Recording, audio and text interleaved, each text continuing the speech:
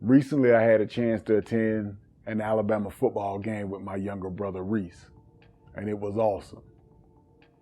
We had not been to a game in nearly 3 years because of COVID-19, and so I think that made us appreciate it even more. We try to attend at least one game a season, and that's always a special time for us to bond, especially since we live in different parts of the state now, so we don't necessarily get to spend a lot of time together anymore. So that whole weekend gives us a lot of time to catch up and reflect. We talk a lot about childhood and all of the drama. We play a lot of James Brown, Temptations, the soul music that our dad introduced us to.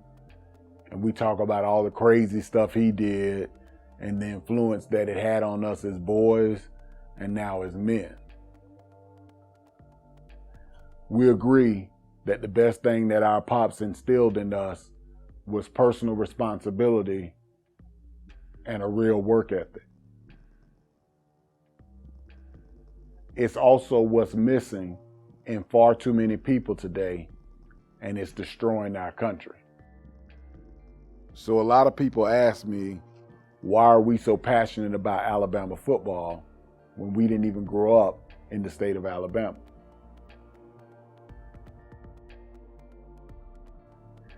And when I say we are serious, don't ever call us during a game unless it is a 911.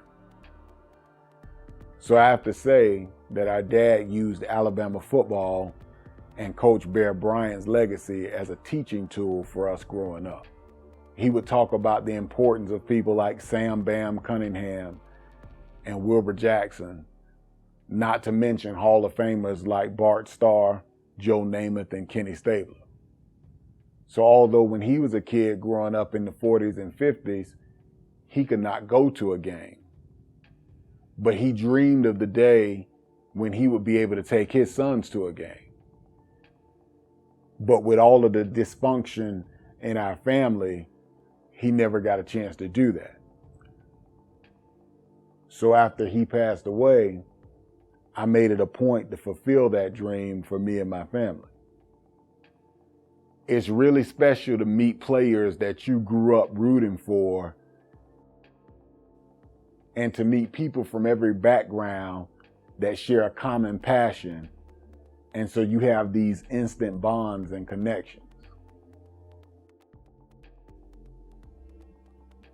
It reminds me of what our country should be.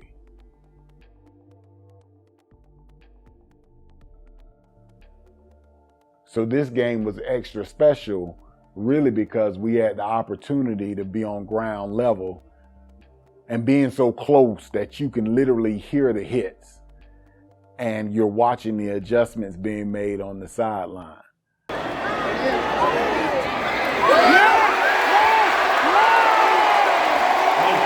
You're not calling it. He is, what, 5 for 5? Wow. After the game, Reese asked me something that really made me think. He said, how do you think Pops would feel if he could see his boys right now? I said, I think he would feel overjoyed, but for a deeper reason than just the game. I've shared in previous videos about how rough our life was, but look where we are today. Because I'm sick of this blame my parents for everything mentality that has been common for it feels like at least 3 decades now. You are a grown-ass adult. So be one and take full responsibility for your life. And people that look like me need to hear this the most, because you have a corrupt movement and one particular political party lying to you that systemic racism and white supremacy is your problem. That's bullshit. My brother and I took very different paths as young men, and his led him into a lot of trouble. But he takes full responsibility for his own actions. and he turned his life around. And it's because of that I'm so proud of him today. I mean, this is the stuff we dreamed about as kids, making these music videos and these mini movies all around our hood. To be in a place today where I can call him and tell him I have a project in a city and I'll fly him there to help me. And we make it happen. We get to work on the project, and then we can go watch Bama drag whoever they playing and meet some new friends in the Bama Nation.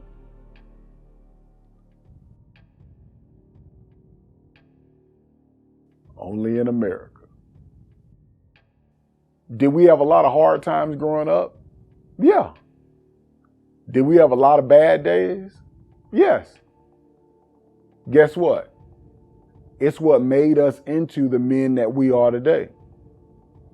Could we have gone around playing the victim, demanding equity, or some garbage like you see on social media every damn day? Yeah. What was that going to solve? And there's somebody that needs to hear this. So your parents messed up. Okay. Welcome to the club. Now what? Forgive them and move on and make better decisions than they did. It's your life. It's on you. So holding on to hate for your mama or your daddy, or even worse, the man or some random person that happens to have a different skin tone than you, is just killing you from the inside. Plus, it's wasting your time. And time is something that you can't get back. You've heard it said before, but be the change that you want to see. And Reese, I'm proud that you're doing that in your life. And for whoever is watching this, let this be a message of encouragement. To wake up, to grow up, and to step up.